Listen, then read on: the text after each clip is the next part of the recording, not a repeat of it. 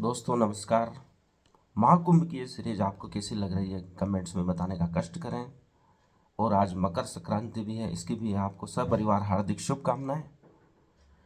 उज्जैन जो हमारा पृथ्वी का केंद्र है, सदियों तक विश्व में ऐसा ही माना जाता था।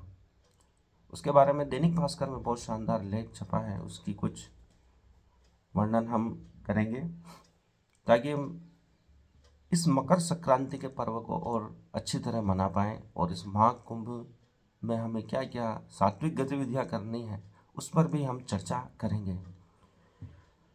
मकर संक्रांति की ये स्पेशल सीरीज में उन्होंने बताया है कि सूर्य के उत्तरायण पर्व के धार्मिक वैज्ञानिक महत्व व भारतीय काल गणना की समृद्ध विरासत पर इन्होंने ये सीरीज पेश की है, जिसमें लेखक जो डॉक्टर व्यास हैं, जिन्होंने 50 से भी ज़्यादा ग्रंथ रचे हैं, जो कि काल व टाइम जैसी दर्जनों डॉक्यूमेंट्री भी ये बना चुके हैं।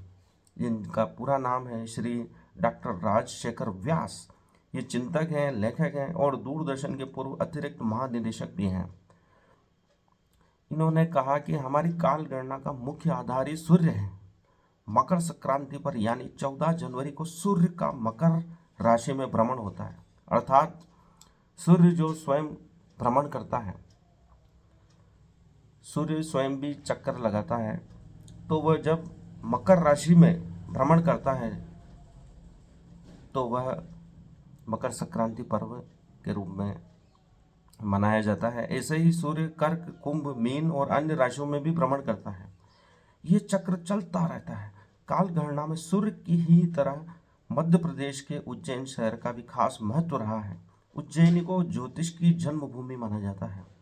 इसका एक प्रमुख कारण है कि यहाँ पर ज्योतिष का विकास हो सका, क्योंकि दरअसल यहाँ के देवता को भी महाकाल कहा जाता है। सब कालों का काल है। काल गणना उन्हीं के नाम से चालू हुई है। आपने विश्व में शिव के जितने भी मंदिर या ज्योतिर्लिंग देखे होंगे, उनमें किसी का भी नाम महाकाल के रूप में नहीं है। या तो वो काशी में विश्वनाथ है, किसी का सोमनाथ है, केदारनाथ केदारेश्वर है, घृणेश्वर है, त्र्यंबकेश्वर है, लेकिन यहीं उज्जैन में महाकाल नाम दिया गया है। कहीं पर भी और कहीं महाकाल नाम नहीं हमको देखने को मिलता है, सिर्फ उज्जैन में ही महाकाल है। ऐसा क्यों है? यह जानने के लिए आपको भारत की आज़ादी से भी 200 वर्ष पीछे चलना होगा। विक्रम स्मृति ग्रंथ के मुताबिक अंग्रेजों के आगमन से पहले यूएसटी टाइम चलता था, अर्थात उज्जैनी स्टैंडर्ड टाइम। उज्जैन के अनुसार ही टाइम का निर्धारण किया जाता था। अंग्रेजों ने ये दर्जा ग्रीनविच मीन टाइम को दे दिया। अंग्रेजों ने आकर इसका परिवर्तन कर दिया। खगोलविदों के मुताबिक लंका से सुमेरु पर्वत तक जो देशांतर रेखा गई है, यह ठीक महाकाल मंदिर से होकर जाती है। यह ठीक महाकाल मंदिर से होकर जा रही है। लंका से सुमेरु पर्वत तक एक सीधी लाइन खींचें तो वह महाकाल मंदिर से होकर जाती है। महाकाल सिर्फ देवता ही नहीं है, वैज्ञानिक तथ्य भी है। काल गणना का केंद्र होने से जो स्टैंडर्ड टाइम है, उसे महाकाल कहा जाता है। स्टैंडर्ड टाइम काल का होने से इसे महाकाल कहा जाता है।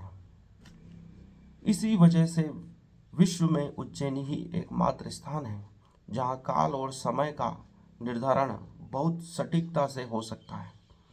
इसलिए केवल उज्जैन का शिव मंदिर ही महाकाल है। उज्जैन की इसी स्थिति के कारण जयपुर के महाराज, जो ज्योतिष में और एस्ट्रोलॉजी में काफ़ी रुचि रखते थे, सवाई जय सिंह ने यहाँ वेधशाला बनवाई।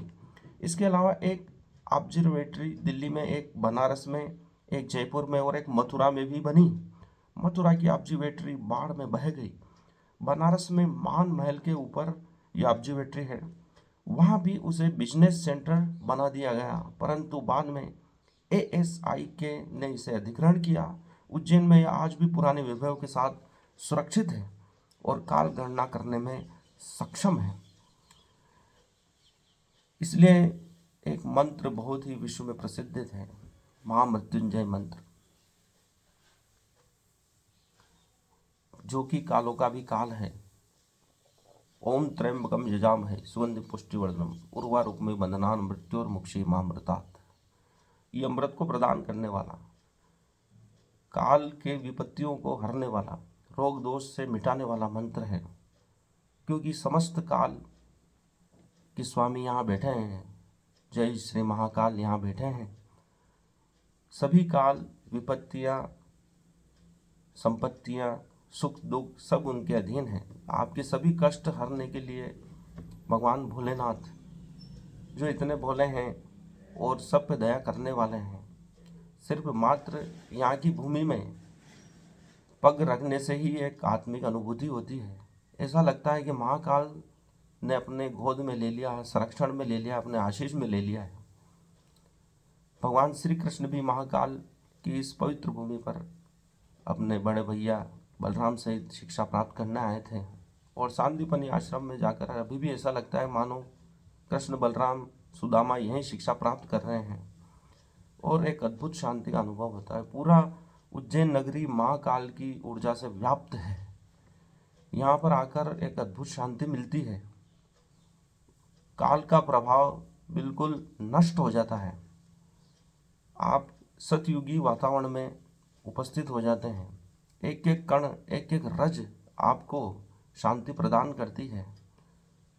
यहाँ के रहने वाले निवासियों में एक अद्भुत शांति देखी जाती है। ये महाकाल का ही प्रभाव है कि वह उस महासमय, कहा जाता है उज्जैनी जब प्रलय होता है तो सभी पूरी सृष्टि डूब जाती है, नष्ट हो जाती है, लेकिन उज्जैनी सदा बची रहती है क्योंकि महाकाल इसकी रक्षा करते हैं। यहाँ पर खुदाई में अनेक सदियों के पुराने भवन जमीन के नीचे मिल जाते हैं, तो उसी का प्रभाव है कि ये कभी नष्ट नहीं हुई। इसलिए महाकाल वास्तविकता है। और यहाँ आने वाले जो भी संत, ऋषि, मुनि, भक्तगण हैं, एक अद्भुत शांति को प्राप्त करते हैं। यहीं बस जाना चाहते हैं। यहाँ इतने मंदिर और धार्मिक स्थान हैं कि आप दर्शन करते करते धन्य होते रहेंगे और यह यात्रा कभी समाप्त नहीं होगी। अब मकर संक्रांति की शुभकामनाओं के साथ हम महाकुंभ में जो यह समय, पवित्र समय हमारा बीत रहा है, तो उसमें क्या क्या गतिविधि कर सकते हैं ताकि हम अपने जीवन को अधिक सुंदर बना सकें। तो जीवन के जो सूत्र हैं हमें इसमें जगाने हैं और जीवन का पूरा आनंद लेना है। तो उसका पहला सूत्र जो मैं बताने वाला हूँ दोस्तों, ये सभी के जीवन में काम देने वाला है। जो मिला है उसका पूरा आनंद लें। हम सोचते हैं कि जो मिला है वो कम है और जो हमको नई चीज़ मिलेगी उससे ज़्यादा आनंद आएगा। आप देखो दोस्तों, नया मोबाइल निकलता है और आप उसको लेने जाते हैं, नया एप्पल फ़ोन का इंतज़ार करते हैं और जब वो मिल जाता है तो आपको लगता है कि कचरा हो गया, धूल हो गया। नए फ़ोन का वापस इंतज़ार करने लगते हैं। इसलिए जो मिला है उसका पूरा आनंद लेने का प्रयास करें, अपनी क्षमता का विकास करें और जो चीज़ें मिली हैं उसको पूरी तरह उपयोग करें, उसका विश्लेषण करें और आनंद लेने का प्रयास करें, तभी जीवन सार्थक होगा। आगे की न सोचें कि हमें आगे आनंद मिलेगा, वर्तमान में आनंद लेना सीखें। हर क्षण क्षण का आनंद लेना सीख लें तो ये जीवन आपका बहुत ही सुंदर हो जाएगा। और दूसरा जो सूत्र है वो इसी के क्रम में है, सोच विचार से मुक्त हो जाना ही ध्यान है। सोच विचार से मुक्ति ही ध्यान है। अगर आप सोच विचार से मुक्त हो जाते हैं तो आप सभी कष्टों से दूर हो जाते हैं।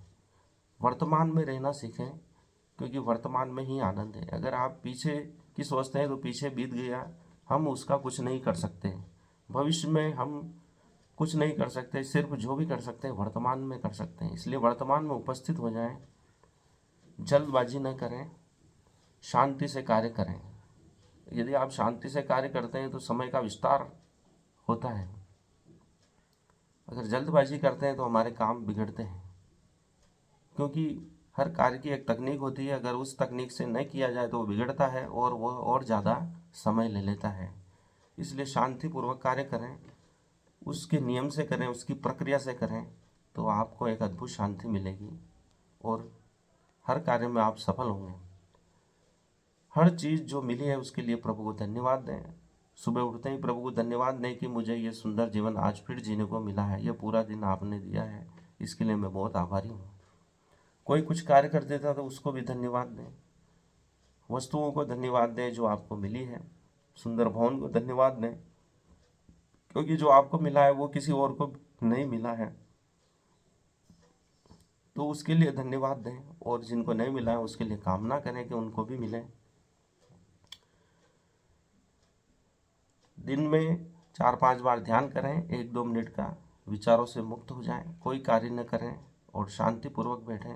हो सके तो सांसों को रोकने का प्रयास करें, जितनी देर रुकें उसको रोकें, फिर छोड़ दें, फिर सांस को जितनी बार निकल सकती है उतना निकालें, फिर उसको रोकें। ऐसी प्रक्रिया को 4-5 दिन में करें तो आपको काफ़ी स्वास्थ्य लाभ मिलेगा, शांति मिलेगी।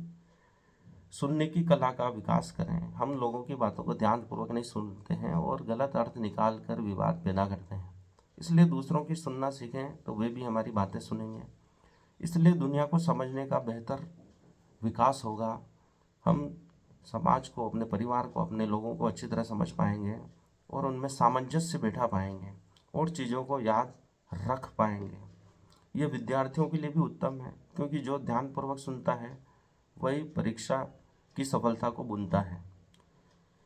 एक संत ने बहुत अच्छी बात कही थी कि जब भूख लगे खा लो और जब नींद आए तब सो जाओ। अर्थात अपने शरीर की सुनो, शरीर क्या मांग रहा है।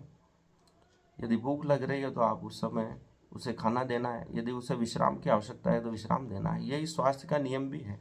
जब तक हम शरीर की नहीं सुनेंगे बीमार होते रहेंगे और सफल नहीं होंगे। शरीरम सर्वार्थ खलु साधनम, यदि शरीर स्वस्थ नहीं है तो आप उद्यम भी नहीं कर पाएंगे और सफल नहीं हो पाएंगे।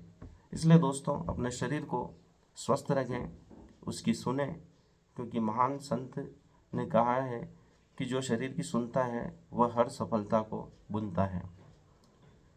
यदि आप बहुत सारे काम करते हैं तो उसमें वरीयता तय करें कि कौन सा काम आपके लिए सबसे ज़्यादा महत्वपूर्ण है, उसे सबसे पहले करें।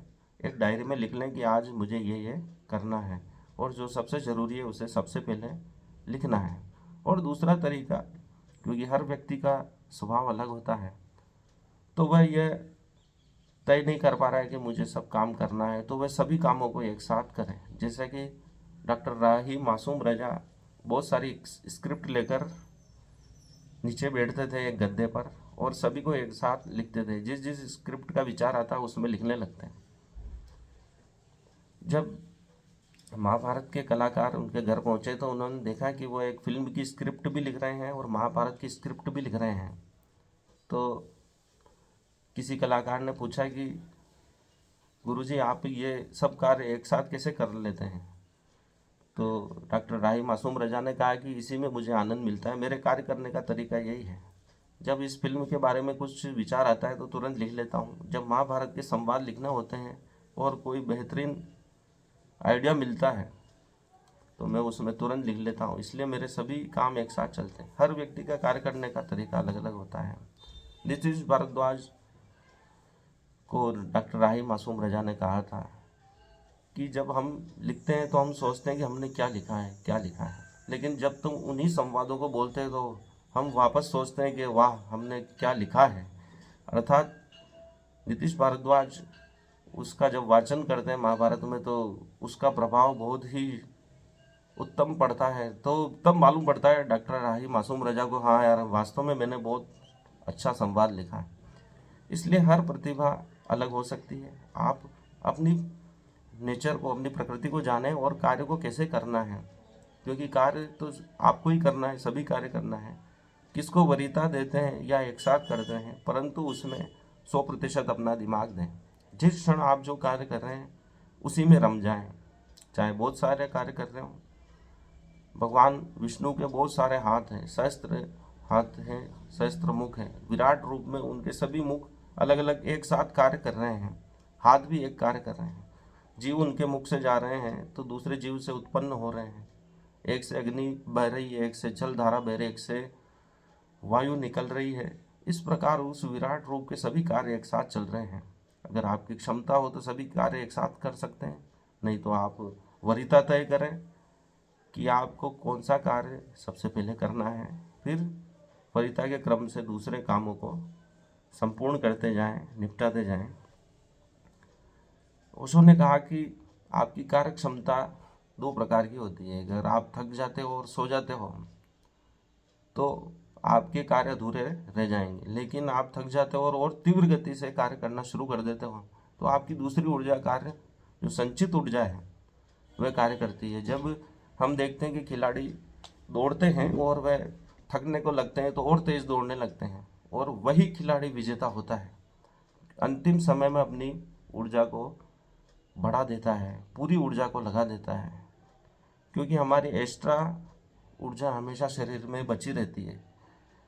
आप सोचें कि आपके घर में आग लगी है और आप सो रहे हैं भयंकर नींद में, तो वह ऊर्जा कहाँ से आती है? आप एकदम भगते हैं, पानी भरकर उसको बुझाने का प्रयास करते हैं, भाग दौड़ मच जाती है, या कोई अचानक घटना होती है तो आप एकदम जागरूक हो जाती है। वह ऊर्जा कहाँ से आती है? अर्थात शरीर में हमारी एक संचित ऊर्जा और रहती है, उसका उपयोग करके हम सफलता को प्राप्त कर सकते हैं। विद्यार्थी सोचते हैं मैं थक गया हूँ, नींद आ रही है, नहीं पढ़ूंगा रात को, और सो जाते हैं, और दूसरे दिन फिर सोचते हैं कि फिर पढ़ूंगा।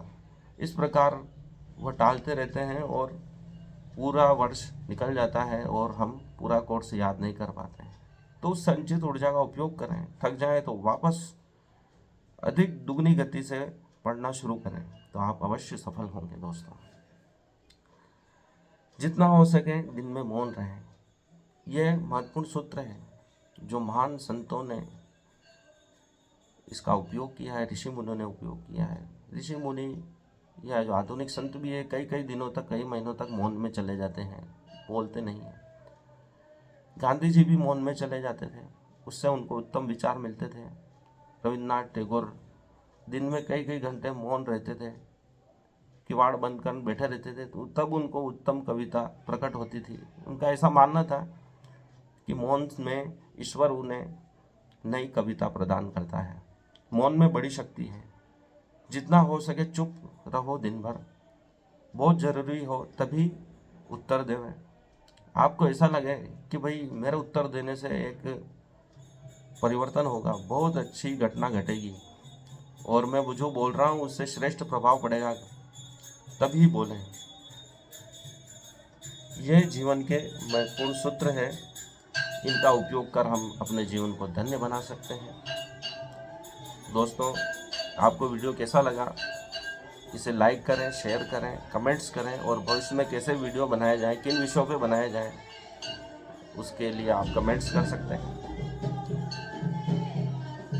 धन्यवाद, आपको हार्दिक आभार।